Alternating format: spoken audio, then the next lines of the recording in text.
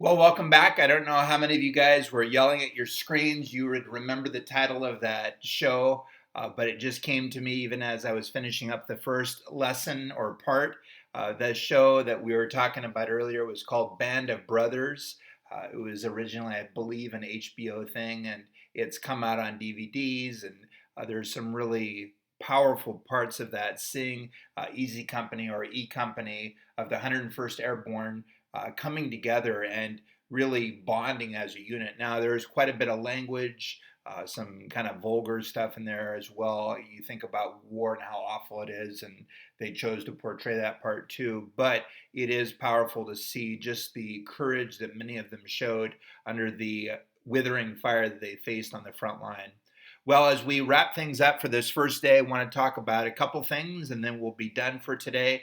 But as we saw the German high command, again, especially Goebbels and Hitler, choosing to end their own lives, we're going to see the German leadership, what was left of it, it was just a fragment of what it had been, but they're hanging on for basically a week. You can see the finish line there, May 7th of 45. They say, we're going to now surrender. We have nothing left. This is not worth fighting for anymore. And so you're going to see the Germans surrendering. This is going to be kind of ironic because in many ways, even from the get-go, Hitler had talked about this being the Third Reich. There had been in his communication to the German people a couple of 1,000-year windows that had led up to this point.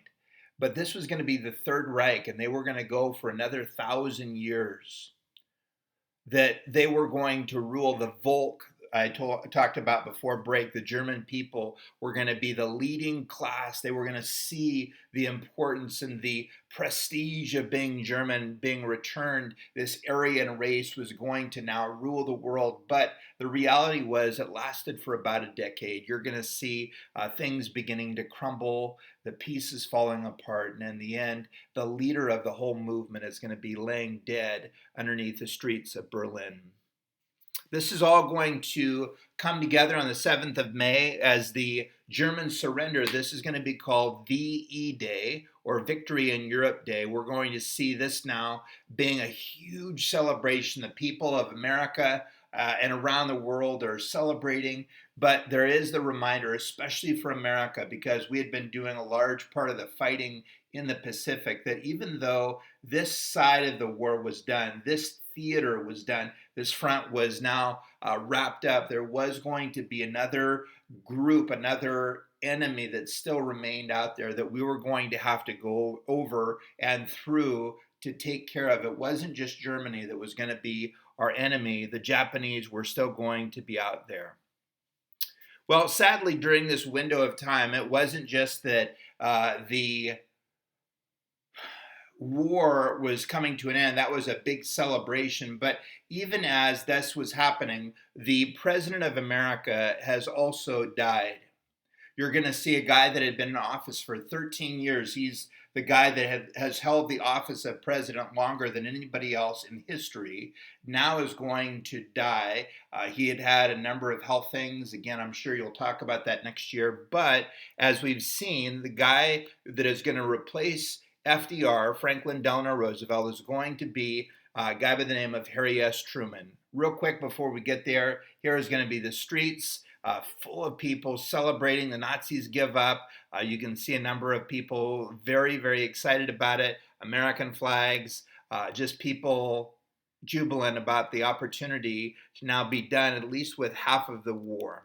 Well, soon after becoming the president, you're going to see Truman connecting with the leadership of both England and Russia. So Churchill in the picture there is on the left. You've got Truman in the middle, and then our leader of Russia there, Joseph Stalin, is going to be on the right. They come together in a place called Potsdam, Germany, and they're going to not only figure out the terms of surrender for the Germans, but they're also going to come to an agreement about what the end line or the end point looks like for the Japanese. What will be acceptable? Now, what's interesting is, and you won't need to know this, but Churchill has been defeated.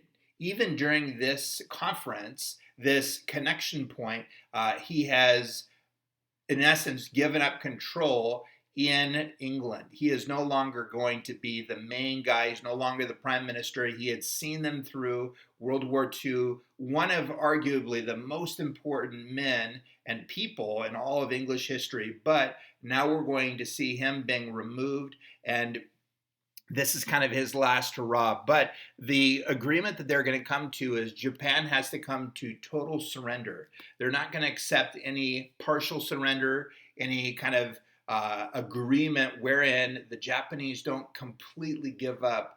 We're going to see that requirement extending to areas like their culture, their government, even down to the position of the emperor.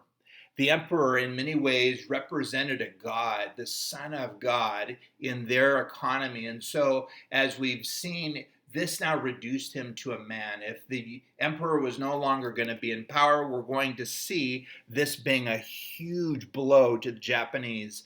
And the Americans, the English, and the Russians said, unless you surrender, basically right now, you're going to face utter destruction. We're going to wipe you off the face of the map or the earth. The Japanese, instead of responding or saying, give us a little bit more time, they continue to fight, and we're going to see this not going very well for the Japanese, as we're going to see on Wednesday. Well, you guys have a great afternoon. I hope it's a good beginning of the week. We'll be ready to tackle stuff on Wednesday. I'll see you guys then. Have a great afternoon. Take care.